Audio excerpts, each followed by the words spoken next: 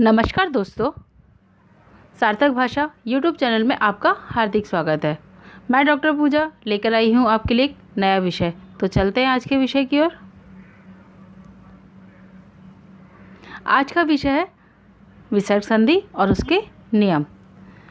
बच्चों, हम लोग स्वर संधि और व्यंजन संधि पिछले वीडियो में सीख चुके हैं। यदि आपने नहीं देखा हो तो आप उन वीडियो को देख लीजिए। तो आज का विषय है विसर्ग संधि और उसके नियम। विसर्ग संधि की परिभाषा। विसर्ग संधि को समझने से पहले हमें उसकी परिभाषा समझना बहुत ज़रूरी है। तो देखते हैं। जब विसर्ग के साथ स्वर अथवा व्यंजन की संधि होती है उसे विसर्ग संधि कहते हैं।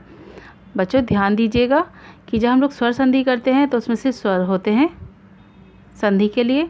जब हम लोग व्यंजन संधि करते हैं तो उसमें व्यंजन में स्वर और व्यंजन दोनों होते हैं। ठीक उसी प्रकार विसर्ग संधि में भी स्वर और व्यंजन दोनों की संधि की जा सकती है। तो देखते हैं उदाहरण।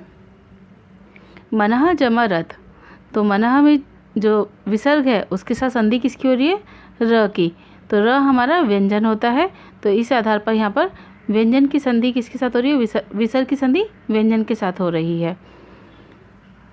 नी जमा आशा। तो नी में जो विसर्ग है उसकी संधि आ से हो रही है। आ हमारा स्वर है।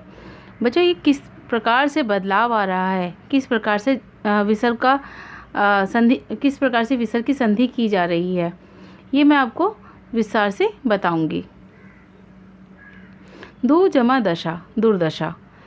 यहाँ पे विसर्ग है और विसर्ग की संधि किसके साथ हो रही है? द के साथ। द हमारा व्यंजन है। मनः जमा हर।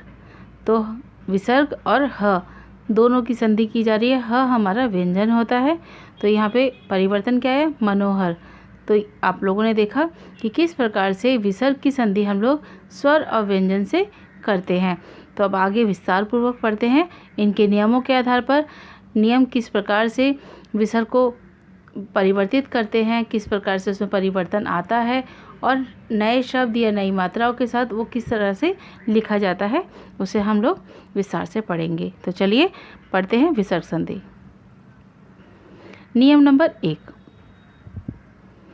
नियम नंबर 1 के अंतर्गत विसर्ग की जो संधि की जाएगी च और छ, यदि इनके साथ इनकी संधि होती है, विसर्ग की संधि होती है, तो जो विसर्ग है वो श में परिवर्तित हो जाएगा। लेकिन च और छ का कोई बदलाव नहीं होगा, कोई परिवर्तन नहीं आएगा, वो वैसा का वैसा ही रहेगा। तो देखते हैं। नी जमा चल, निश्चल। ठीक है। तो बच्चों, आप लोगों ने देखा यहाँ पर नी जो है वो उससे हमें कुछ नहीं है, नी ऐसा कैसे ही आ जाएगा। लेकिन जो विसर्ग है, विसर्ग की संधि चल यानी च के साथ हो रही है। च हमारा व्यंजन है। जैसा कि नियम है कि विसर्ग की संधि अगर च के साथ होगी तो वो श बन जाएगा।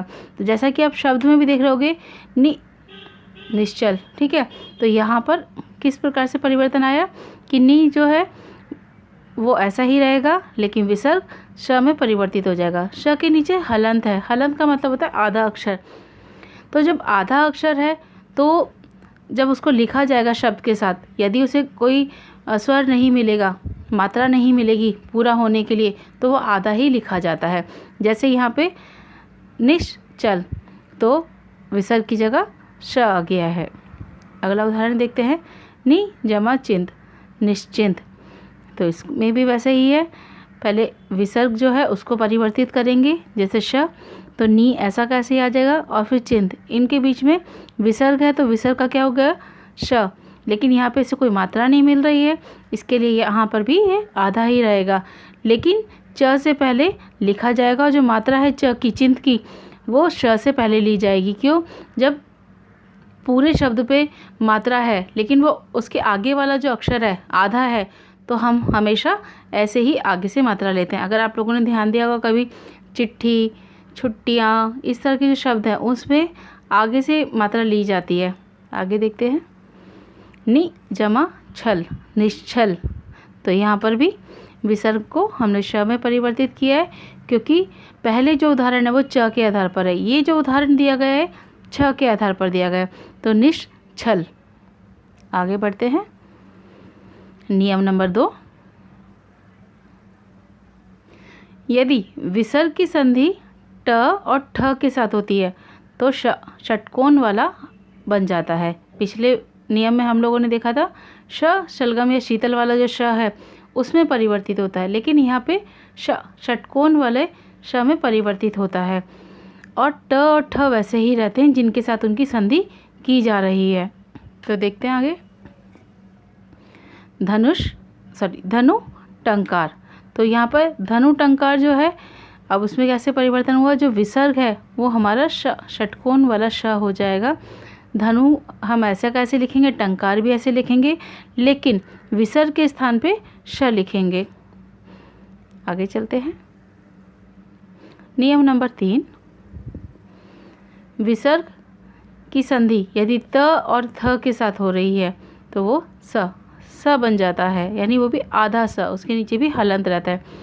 बच्चों आप ध्यान दीजिएगा, जहाँ भी परिवर्तन आ रहा है यानी विसर्ग अपना रूप बदल रहा है वहाँ पर अभी तक आधा ही शब्द है, यानी आधा ही अक्षर है। तो यहाँ पे भी स जो है आधा ही है, त और थ वैसा का वैसा ही रहेगा, उसमें कोई परिवर्तन नहीं होगा। आगे देखते हैं।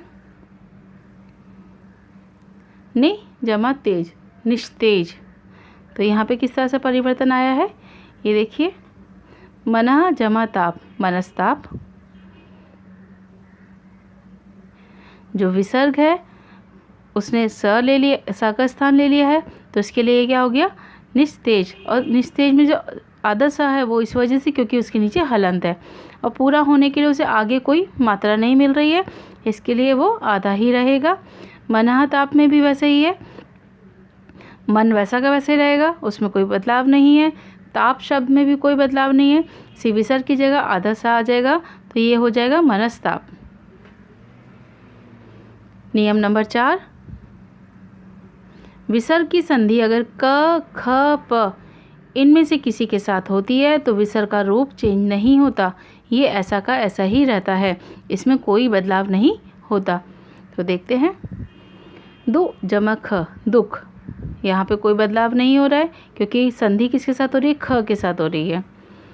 प्रातः जमा काल, प्रातःकाल। यशा जमा पालन, यशा पालन।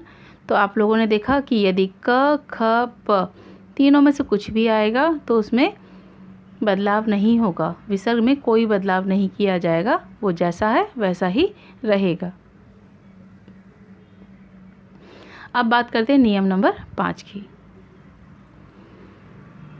नियम नंबर 5 में कहा गया है कि यदि विसर्ग की संधि श, श और स तीनों में से किसी के भी साथ होती है तो विसर्ग ज्यों का त्यों रहेगा, या फिर इन तीनों का जिसके साथ यानी विसर्ग की संधि की जा रही है, इन तीनों में से जिसके भी साथ की जा रही है वही रूप लिख लिया जाएगा। ठीक है, फिर से सुनिएगा। विसर्ग में या तो कोई परिवर्तन नहीं किया जाएगा, यदि परिवर्तन करना है तो जिसके साथ संधि हो रही है वही अक्षर वहाँ पर लिख दिया जाएगा। तो देखते हैं कैसे। दु जमा शासन। यहाँ में विसर्ग की संधि जो हम लोग कर रहे हैं वो श के साथ कर रहे हैं। ठीक, तो अब इस शब्द को हम दो तरीके से लिख सकते हैं। ठीक है, जब संधि हो जाएगी उसके बाद इन शब्दों को हम दो तरीके से लिख सकते हैं संधि होने के बाद। पहला एक विसर्ग के साथ और दूसरा जिसके साथ संधि हो रही है उसका रूप लेकर। ठीक है, जैसे दो शासन, दो शासन। ठीक है, एक विसर्ग के साथ और दूसरा है दुष्शासन। तो दोनों भी सही हैं, दोनों गलत नहीं हैं। ठीक, अगला देखते हैं निसंदेह। तो यहाँ पर जो विसर्ग की संधि हो रही है वो स के साथ हो रही है, तो निसंदेह भी लिख सकते हैं, निस्संदेह भी लिख सकते हैं। तीसरा निसार। तो यहाँ पे हो गया निसार या फिर निस्सार, तो दोनों भी शब्द ठीक है। अब यहाँ पर हमें सिर्फ अपना स्थान देखना है कि विसर्ग की संधि किसके साथ हो रही है, उसी आधार पर हम लोग विसर्ग को लगा सकते हैं, या फिर जिसके साथ संधि हो रही है उन तीनों श में से किसी भी एक को, यानी जिसके साथ संधि हो रही है वही श यहाँ पर अपना रूप ले लेगा विसर्ग के स्थान पर। तो आप लोगों ने देखा कि तीनों के उदाहरण मैंने यहाँ दिए हैं, आप देख सकते हैं, इनको फिर से समझ सकते हैं। तो चलते हैं आगे। नियम नंबर 6, नियम नंबर 6 में थोड़ा सा डिफ़िकल्ट है, थोड़ा सा, लेकिन डिफ़िकल्ट नहीं होगा, क्योंकि यदि आपने व्यंजन संधि के टाइम वर्णमाला को याद किया होगा, ख़ास तौर पे व्यंजनों को याद किया होगा, उनके कवर्ग चवर्ग टवर्ग जो उनके वर्ग हैं उनको याद किया होगा, अंतस्थ व्यंजन को याद किया होगा, य र ल व, तो इस तरह से अगर आपने उन शब्दों को, उन व्यंजनों को याद किया है तो आपके लिए यहाँ कोई दुविधा नहीं होने वाली है, क्योंकि विसर्ग की जो संधि की जाएगी वो किसके साथ की जाएगी? वर्ग का तीसरा, चौथा, पांचवा वर्ण, या तो वर्ग का तीसरा अक्षर होगा, या वर्ग का चौथा अक्षर होगा, या वर्ग का पांचवा अक्षर होगा। अगर ये तीनों नहीं है तो क्या होगा? अंतस्थ व्यंजन। अंतस्थ व्यंजन कौन से होते हैं? य, र, ल, व और ह। ये हमारे अंतस्थ व्यंजन हैं। ठीक है, तो अब आपको याद रखना है, जब विसर्ग की संधि वर्ग के तीसरे अक्षर के साथ, चौथे अक्षर के साथ या पांचवें, इन तीनों में से कोई भी हो, अगर ये नहीं है तो य, र, ल, व, ह, इन पांचों में से कोई, तो उस आधार पर विसर्ग क्या बन जाता है? हमारा ओ बन जाता है। तो देखते हैं इसके उदाहरण। सरह जमा ज, सरोज। तो यहाँ विसर्ग है, विसर्ग क्या बन गया? ओ बन गया, जिसकी वजह से सर तो ऐसा ही रहेगा, ज भी ऐसे ही रहेगा, लेकिन विसर्ग के स्थान पे क्या आ जाएगा? ओ की मात्रा आ जाएगी, जिसकी वजह से वो क्या बन जाएगा? सरोज। दूसरा, मनः जमा योग। तो यहाँ पे भी वैसे ही हम लोग देखेंगे, जो विसर्ग है वो क्या बन जाएगा? ओ बन जाएगा। तो मनः और फिर योग ऐसे था, तो ये क्या बन जाएगा? मनोयोग। अगला देखते हैं, नियम नंबर 7। यदि विसर्ग से पहले ई या उ दोनों में से कोई भी हो और संधि की जा रही है क या प से, फिर से ध्यान दीजिएगा, यदि विसर्ग से पहले ई की मात्रा या उ की मात्रा या ई या उ कुछ भी होगा और संधि की जा रही है क या प से, तो क्या बन जाएगा? वो श बन जाएगा। ठीक है, विसर्ग और अगला व्यंजन मिलकर, यानी क और जो विसर्ग है वो दोनों मिलकर श बन जाएंगे। किस तरह से? अब देखते हैं उदाहरण। विसर्ग से पहले ई और उ होने पर विसर्ग क्या बनेगा? लेकिन कब? जब क और प में से दोनों में से किसी के साथ संधि होगी, तो यहाँ इस तरह से हम लोग देखेंगे कि बदलाव क्या आएगा? श षटकोण बन जाएगा। ठीक है, जैसे नि जमा कपट। अब न के ऊपर ई की मात्रा है, नियम के अनुसार देखिएगा, न के ऊपर ई की मात्रा है, फिर उसके बाद विसर्ग है, और फिर कपट। कपट का जो पहला अक्षर है वो है क, तो नियम के अनुसार क या प दोनों में से किसी के भी साथ यदि संधि होती है तो वो श बन जाता है। तो यहाँ पे क्या हो जाएगा? निष्कपट। चतु जमा पद, तो ये क्या हो जाएगा? चतुष्पथ। दुकार, तो ये क्या हो जाएगा? दुष्कार कर, दुष्कर। दु जमा फल, दुष्फल। अगला नियम, नियम नंबर 8। यदि विसर्ग से पहले, नियम नंबर 8 के अंतर्गत यदि विसर्ग से पहले अ या आ जाए और विसर्ग के बाद क या प हो, थोड़ी देर पहले हम लोगों ने बात की थी, यानी नियम नंबर 7 में बात की थी, यदि विसर्ग से पहले ई या उ आए और अक्षर सेम थे, क या प। अब बिल्कुल यहाँ पे भी वैसे ही है, यदि विसर्ग से पहले अ या आ जाए और संधि की जा रही है क या प से, तो क्या हो जाएगा? विसर्ग और अगला व्यंजन मिलकर स बन जाएगा।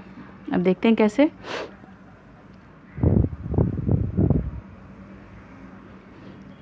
यदि विसर्ग से पहले अ या आ है और संधि की जा रही है क या प से, तो क्या हो जाएगा? स। नमः जमा कार। अभी आप देख सकते हैं नमः में जो म है उसके अंदर म के साथ अ भी है। ठीक है, जब आप इसका वर्ण विच्छेद करेंगे तो आपको अ भी मिलेगा, तो इसके वजह से अ यहाँ पर है तो नियम लागू हो रहा है, तो नमस्कार बन जाएगा। पुह जमा कार, तो यहाँ पे भी वैसे ही है, र के साथ अ है, अ का स्वर है यहाँ पर, तो पुह जमा कार, तो ये क्या हो जाएगा? पुरस्कार। नियम नंबर 9।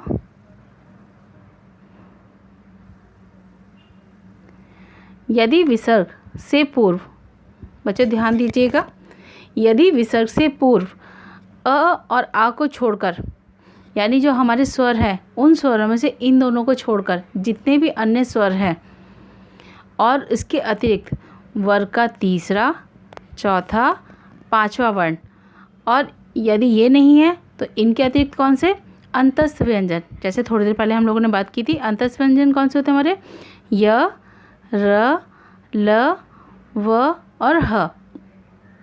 ठीक, अब इनमें से कुछ भी हो, सबसे ज़्यादा जो यहाँ पर पॉसिबिलिटीज़ हैं कि ये हो सकता है या ये वाला व्यंजन आ सकता है या ये वाला स्वर आ सकता है, वो हमारा नियम नंबर 9 में है।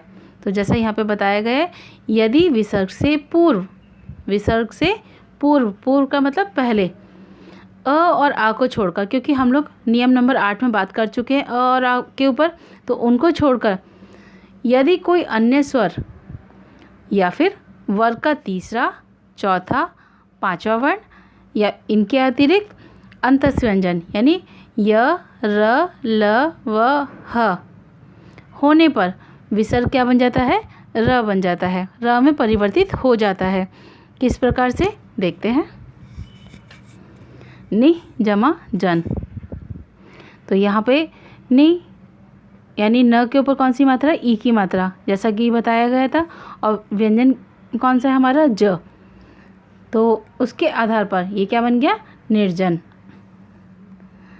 जो विसर्ग है हमारा वो किस में परिवर्तित हो गया, र में। र के नीचे भी हमारा हलंत है, हलंत होने की वजह से वो आधा है, और आधा होने के बाद वो, आधा होने की वजह से वो ज के ऊपर है। ठीक है, निर्जन, नि जमा आशा, तो यहाँ पे भी वैसी परिवर्तन होगा, जो विसर्ग है वो र में परिवर्तित हो गया, तो क्या हो गया, निराशा। तो नी तो वैसा का वैसे ही आ जाएगा, लेकिन र और संधि किसके साथ हो रही है, आ के साथ, जिसकी वजह से र और आ मिला के क्या बन गया, रा, तो निराशा।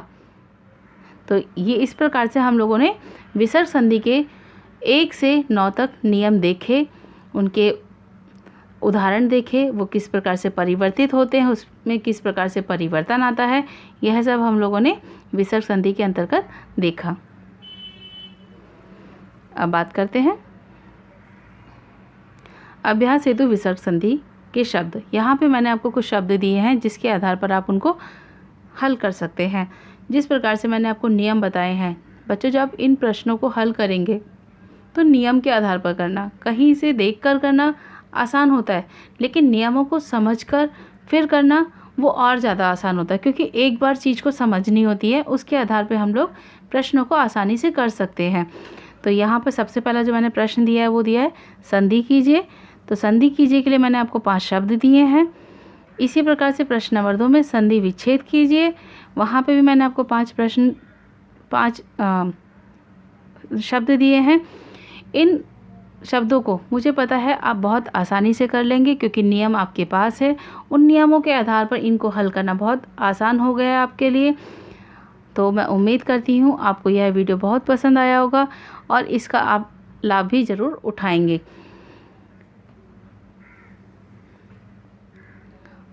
यदि आपको यह वीडियो पसंद आया है तो लाइक, शेयर, सब्सक्राइब करना ना भूलें और ज़्यादा से ज़्यादा इसका लाभ उठाएं।